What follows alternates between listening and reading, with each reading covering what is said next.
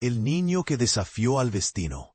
Imaginen una aldea sudafricana en 1918, donde el sol quema la tierra roja y el viento susurra historias ancestrales. Allí nació un niño llamado Rolihlahla, cuyo nombre en Xhosa significaba el que tira de las ramas del árbol, o coloquialmente, alborotador. Nadie imaginaba que ese pequeño, criado entre chozas de barro y rebaños de ovejas, desafiaría las cadenas de un sistema brutal. Su infancia fue sencilla, aprendió a pastorear, escuchó los cuentos de los ancianos bajo las acacias, y a los 7 años, tras la muerte de su padre, fue enviado al palacio del regente Jongintaba. Allí, entre rituales y lecciones de justicia tribal, descubrió algo peligroso. Las palabras tienen poder. Mientras otros niños jugaban, él observaba cómo los líderes resolvían conflictos con diálogo, no con fuerza. Pero el destino tenía otros planes. A los 16 años, durante su ceremonia de iniciación a la adultez, un discurso del jefe lo marcó. Nuestros hermanos de piel clara nos tratan como sombras en nuestra propia tierra. Esa frase, como una semilla enterrada en su corazón, empezó a germinar en silencio. ¿Cómo un niño destinado a ser consejero de reyes se convirtió en el rostro de una lucha global? La respuesta comenzó años después, cuando al llegar a Johannesburgo, vio por primera vez el muro invisible que separaba negros de blancos. Pero eso lo exploraremos en el próximo capítulo. La semilla de la rebeldía. No olviden suscribirse para no perderse cómo un joven pastor se transformó en el león que rugiría contra el apartheid. La semilla de la rebeldía. Juventud y educación. Johannesburgo, 1941. Un joven de 23 años camina por calles llenas de carteles que dicen, «Solo para blancos». Es Nelson Mandela, ahora estudiante de Derecho. Sus ojos brillan con curiosidad, pero pronto ven lo que nunca enseñan en los libros. Trabajadores negros cargando sacos de oro, sus rostros cubiertos de polvo, mientras hombres blancos los vigilan con fusiles. En la universidad, Nelson aprende sobre justicia e igualdad. Pero fuera del aula, la realidad es otra. Los baños, los buses, hasta los bancos en los parques están divididos. ¿Por qué?, pregunta a sus compañeros. Un día, un profesor blanco le dice, «Estudia pero recuerda tu lugar». Esa frase quema más que el sol africano. Por las noches, se reúne con jóvenes como Walter Sisulu y Oliver Tambo. Hablan en voz baja, tomando té en una cocina pequeña. La educación es nuestro arma, repite Nelson. Juntos organizan protestas pacíficas, boicots a buses vacíos para blancos, huelgas estudiantiles con carteles hechos de sacos de harina. Pero el gobierno responde con violencia. En 1950, policías disparan contra una manifestación de trabajadores. Nelson ve caer a un amigo con un libro en la mano. Ese día entiende, las palabras solas no bastan. Con lágrimas de rabia, empieza a apoyar acciones más fuertes, como dañar propiedades vacías o torres de electricidad, pero siempre evitando herir personas. Su corazón se divide. ¿Cómo luchar sin perder su humanidad? Mientras estudia de noche bajo una lámpara. Cada página de derecho romano, cada ley que aprende, la convierte en un escudo para proteger a su gente. Pronto lo llamarán el abogado negro que desafía al sistema. Pero cada victoria en los tribunales trae más amenazas. Hombres misteriosos siguen su coche. Cartas anónimas llegan a su casa. «Tengo miedo», confiesa a su esposa Evelyn una noche. Pero recuerda las palabras de su madre, Enkunu. Un árbol fuerte crece con vientos fuertes. La semilla de rebeldía ya es una planta firme. Y pronto todo Sudáfrica sentirá sus raíces. El rugido del león. Comienza la lucha. Johannesburgo, 1952. Imaginen una oficina modesta, donde un joven abogado negro revisa documentos bajo la luz de un bombillo. Nelson Mandela, ahora con traje y corbata, defendía casos imposibles. Mujeres arrestadas por entrar en zonas solo para blancos. Obreros despedidos por mirar a un supervisor. Cada victoria legal era un grano de arena contra un muro de cemento. Pero el sistema se endurecía. En 1960, el mundo vio las fotos de Sharpeville. 69 manifestantes negros asesinados por protestar contra las leyes de paces. El gobierno prohibió el ANC, el partido que buscaba cambios pacíficos. Nelson, que siempre había creído en el diálogo, sintió un conflicto interno profundo. ¿Cómo seguir predicando la paz cuando el gobierno solo entendía el lenguaje de la fuerza? En 1961, bajo un eucalipto en una granja secreta, Mandela tomó la decisión más difícil. Con compañeros como Walter Sisulu, creó un Umkhonto weSizwe, la lanza de la nación. No era un ejército, sino un grupo de sabotaje. Volaban torres eléctricas y líneas ferroviarias, siempre evitando víctimas humanas. Seremos como el león, dijo en un discurso clandestino. Rugimos no por odio, sino para que el cazador deje de ignorar nuestro dolor. Las noches se llenaron de mapas estratégicos y códigos secretos. Mandela vivía escondido, cambiando de casa cada semana, usando disfraces absurdos. A veces parecía jardinero, otras conductor de leche. Pero en cada explosión controlada dejaba un mensaje: libertad o muerte. La presión internacional creció. Estados Unidos y Europa empezaron a hablar de sanciones. Sin embargo, el gobierno sudafricano respondió con más violencia. En 1962, tras meses de búsqueda, un agente de la CIA reveló su ubicación. Arrestado en una carretera polvorienta, Mandela enfrentó el juicio con la cabeza alta. Su último discurso antes de la condena resonó como trueno. He luchado contra la dominación blanca y contra la dominación negra. Aprecio el ideal de una sociedad libre. Es un ideal por el que estoy dispuesto a morir. El león fue enjaulado, pero su rugido ya había despertado a todo el continente. 27 años bajo la sombra. Prisión en Robben Island. Imaginen una isla rodeada por aguas heladas, donde el viento sabe a sal y dolor. Robben Island, 1964. Nelson Mandela entra en la celda 466-64.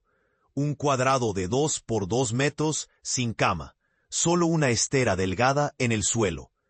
Cada mañana, durante 18 años, picará piedra caliza en la antera bajo un sol que quema los ojos. Los guardias blancos repiten la misma broma cruel. Aquí no hay negros ni blancos, solo verdes, por el polvo que cubre las pieles. Pero Mandela tiene un plan invisible. Con un trozo de carbón robado, escribe en las paredes: la educación es el arma del futuro. Por las noches, organiza clases secretas con otros prisioneros. Esto es nuestra Universidad de la Dignidad. Susurra mientras enseña historia africana, usando migas de pan para representar batallas. Un joven de 20 años, con las manos agrietadas por el trabajo, le pregunta: ¿para qué estudiar si moriremos aquí? Mandela le entrega su ración de azúcar, tesoro en la prisión. El día que salgamos, Sudáfrica necesitará mentes, no solo músculos. La rutina es un martillo. Despertar a las 5 a.m., trabajos forzados, raciones mínimas de comida. En invierno, el suelo de cemento les roba el calor del cuerpo. Pero cada domingo, cuando permiten una carta, Mandela escribe a su hija Cincy: el amor es más fuerte que las rejas. Aprende a contar las estrellas, no los barrotes. En 1982, algo cambia. Lo trasladan a otra prisión menos dura. ¿Por qué? Tras décadas de presión internacional, boicots económicos, canciones de protesta, líderes mundiales exigiendo su libertad, el gobierno del apartheid empieza a negociar en secreto. En 1985, le ofrecen liberación a cambio de renunciar a la lucha. Su respuesta viaja por radios clandestinas. ¿Qué libertad me ofrecen si mi pueblo sigue encadenado? Prefiero quedarse. Los años finales en prisión son distintos. Ahora tiene visitas de políticos extranjeros que llegan con trajes caros y preguntas urgentes. En una reunión histórica, un general blanco le pregunta: ¿cómo evitar la guerra civil? Mandela, con voz tranquila pero firme, responde: necesitamos un país para todos, no vencedores ni vencidos. Empecemos por destruir las armas del odio. El 11 de febrero de 1990, a los 71 años, camina libre con el puño en alto. Pero no corre, no grita. Sabe que la prisión más peligrosa no era de cemento. Ahora debe convencer a millones de que la paz es más fuerte que la venganza. Mientras el mundo celebra, él ya piensa en el próximo paso: transformar al preso político más famoso en un constructor de naciones. Próximamente. Cómo un hombre que pasó casi 3 décadas tras rejas logró unir a un país dividido. Sin fusiles ni ejércitos, solo con una pelota de rugby y una taza de té. El amanecer de la libertad. De prisionero a presidente. Imaginen el 11 de febrero de 1990. Nelson Mandela, ahora de 71 años, camina lentamente hacia la libertad, sosteniendo la mano de Winnie. Sus ojos se entrecierran ante el sol, los mismos que sufrieron décadas de luz reflejada en la cantera de Robben Island. Multitudes gritan su nombre, periodistas empujan micrófonos. Él alza un puño firme, pero sus primeras palabras sorprenden. No soy un profeta, soy un sirviente humilde de ustedes. Durante los próximos 4 años, Mandela hizo lo imposible: negociar con quienes lo encarcelaron. Reuniones secretas con el presidente de Klerk. Sonrisas tensas ante cámaras. La venganza es un círculo sin fin, explicaba a sus seguidores. Construyamos puentes, no muros. En 1994, Sudáfrica vibró. Colas kilométricas de votantes negros y blancos. Una abuela de 94 años, que nunca pisó una escuela, le dijo a su nieto: hoy escribo libertad con este dedo tembloroso. Cuando anunciaron la victoria del ANC, Mandela insistió: gobernaremos para todos, no solo para quienes me votaron.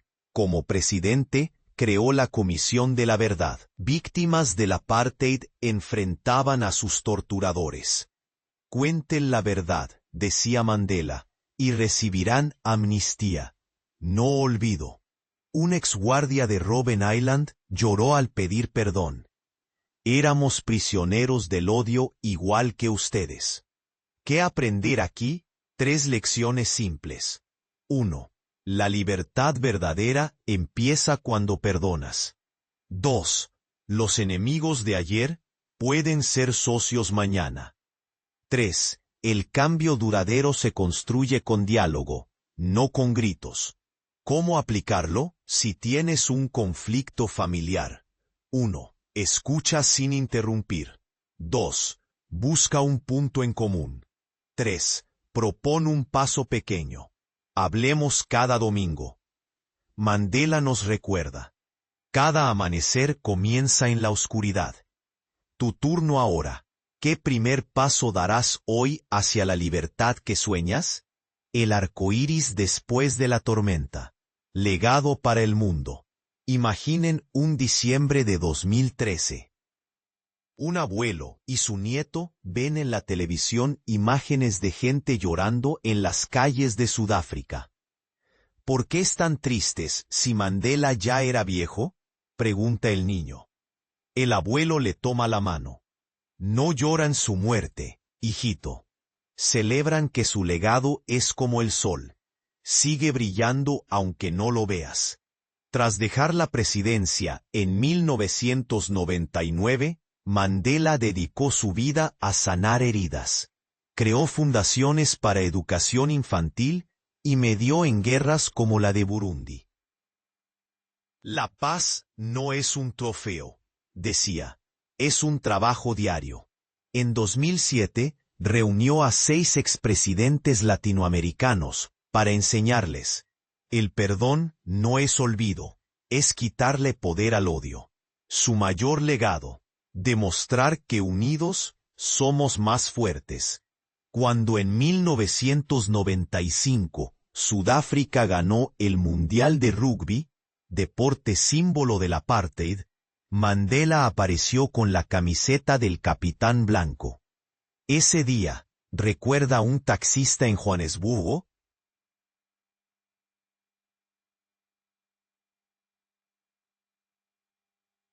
Blancos y negros, abrazamos por primera vez sin miedo. ¿Cómo honrar su ejemplo? 3 acciones simples. 1. Perdona algo pequeño cada día. Una palabra dura. Un gesto frío. 2. Escucha a quien piensa distinto. No para convencer, para entender. 3. Cuenta historias de lucha, como esta que acabas de escuchar. Mandela murió a los 95 años, pero su mensaje sigue vivo. Como dijo en su último discurso público: hagan de cada día un arcoíris para alguien. Y tú, querido oyente, ¿qué color agregarás hoy al mundo? Transición suave al siguiente capítulo. Pronto, una pregunta sorpresa que te hará reflexionar sobre tus propias batallas. Tu turno. ¿Qué llevarías a la celda de tus sueños? Imaginen a doña Carmen, 78 años, en su habitación de residencia. Las paredes están vacías excepto por un reloj que repite: aquí el tiempo se olvida de sí mismo.